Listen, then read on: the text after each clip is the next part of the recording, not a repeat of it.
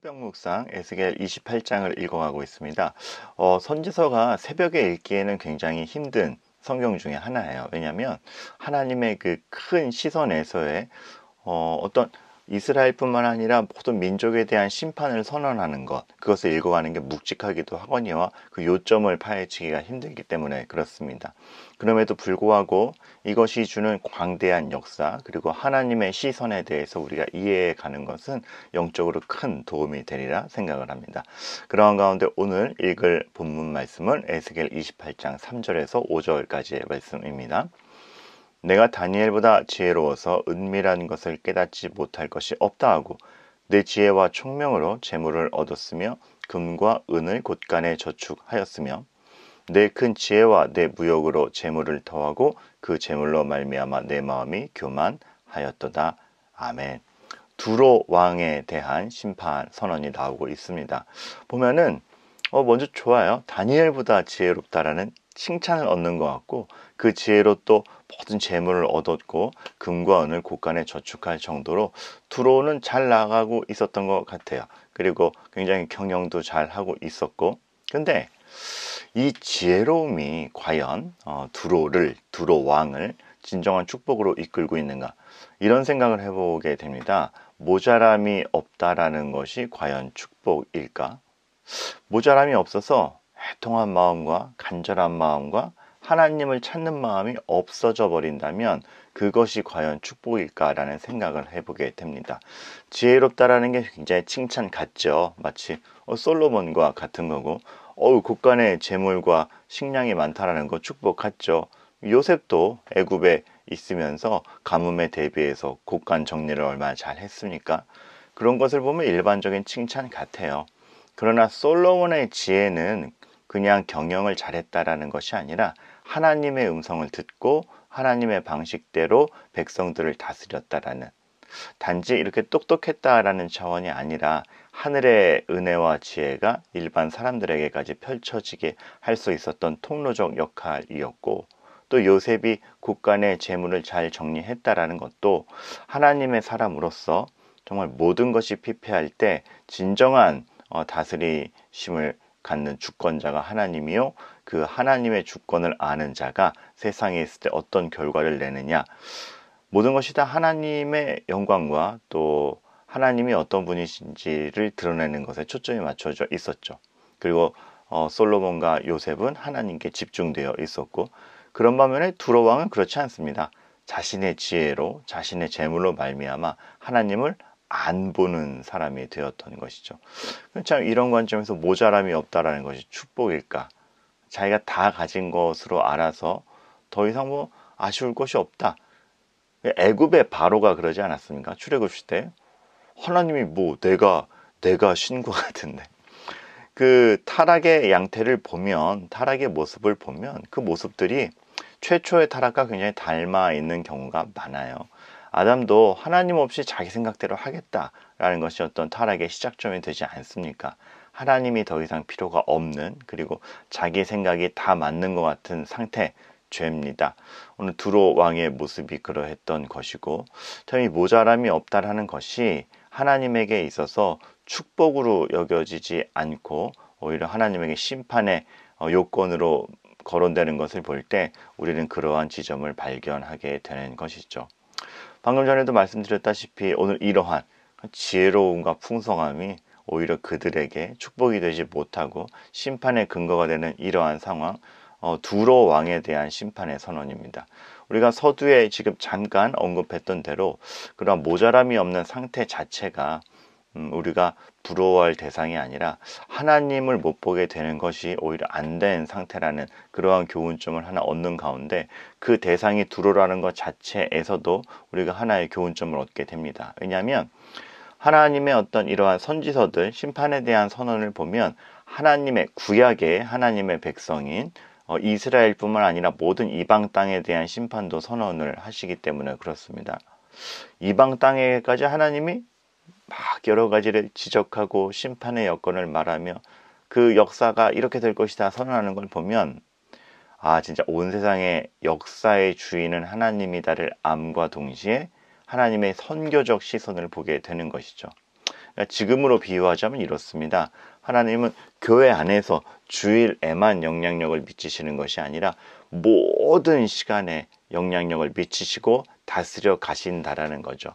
그리고 하나님이 누구신지를 알리는 데 있어서 그 누구도 예외가 아닌 그런 하나님의 선교적 시선을 보게 되는 것입니다. 그래서 하나님이 그 세상을 다스려 가신다라는 것이 그러한 하나님의 큰 전체를 다스리시는 시선 속에서 교회가 무엇이냐? 하나님의 나라에 대한 집중을 보여주시는 것이죠.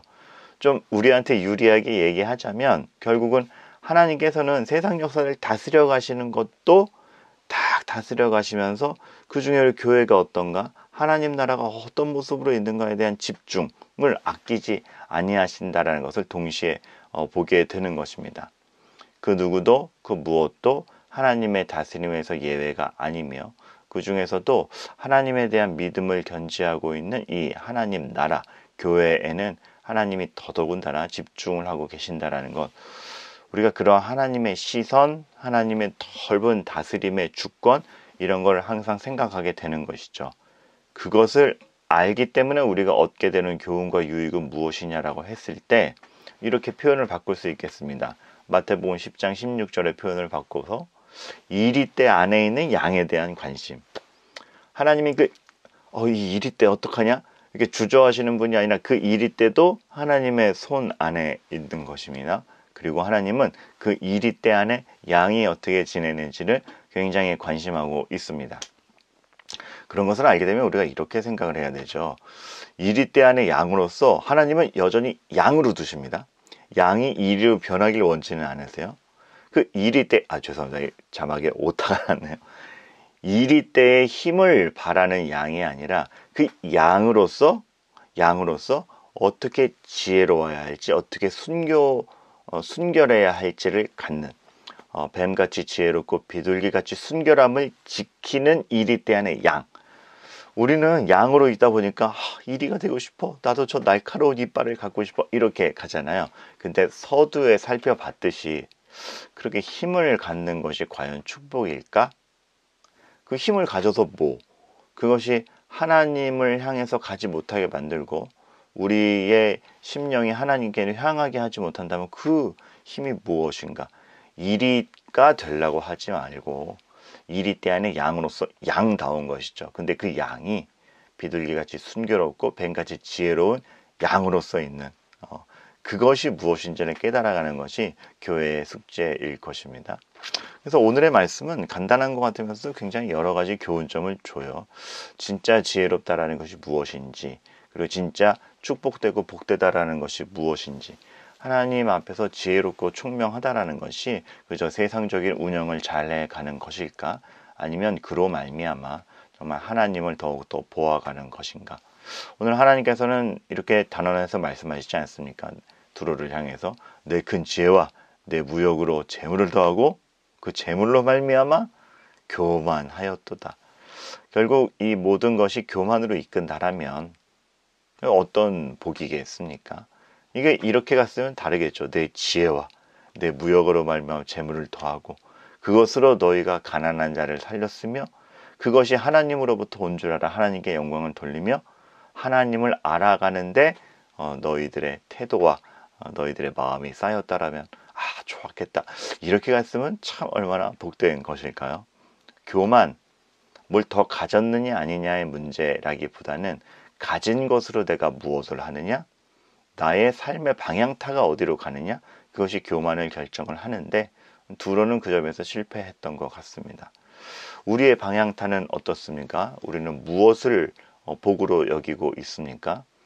하나님을 바라보는 솔로몬의 지혜를 가졌습니까? 그저 오늘 하루 삶을 남보다 더 우세하게 운영하려는 경영 마인드만 가진 그런 교만한 지혜를 가졌습니까? 그리고 결정적으로 이리를 부러워합니까? 아니면 양으로서, 그러나 분별 있는 양으로서 지혜롭고 순결하게 살아가는 존재로 있습니까? 여러 가지 교훈점들이 오늘 우리에게 주어지고 있습니다. 서두에 말씀드린 바 이것이 바로 선지서를 읽는 유익입니다. 굉장히 복잡한 심판 선언 같은데 그 안에서 얻게 되는 교훈이 크죠. 죄의 본질이 이렇구나. 하나님이 원하시는 것이 이것이구나.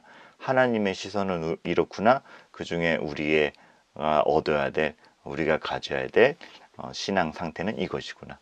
그러한 것들을 알아가는 시간이기를 바라겠죠. 오늘도 이러한 하나님의 거대한 시선과 역사는 이어지고 있습니다. 그리고 우리의 존재감은 분명합니다. 이리 때를 부러워하지 말고 하나님의 자녀로서 오늘 하루를 살아가시고 그 하나님에게 모든 집중과 시선과 어떻게 이 교회를 위해서 하나님이 역사를 더해 거실 것인가 관심을 기울인다는 것을 마음에 확신하시는 저와 여러분들 되기를 바랍니다. 기도하겠습니다. 하나님 아버지, 모든 것이 하나님으로 방향타가 흘러갈 수 있도록 도와주시옵소서. 우리가 많은 지혜와 재물을 가진 즉 하나님을 향한 간절함이 없다면 그 무슨 의미이겠습니까? 하나님의 넓은 시선과 다스림 안에서의 우리 교회가 어떠한 정체성을 가져야 하는지 다시 한번 생각하는 오늘 새벽이 되게 하여 주시옵소서. 예수님 이름으로 기도합니다. 아멘. 오늘도 참 기도의 자리로 나아가시길 바랍니다. 공동의 기도 제목 기억해 주시고 또 개인의 기도 하나님 앞에 간절히 간청하시기를 바랍니다.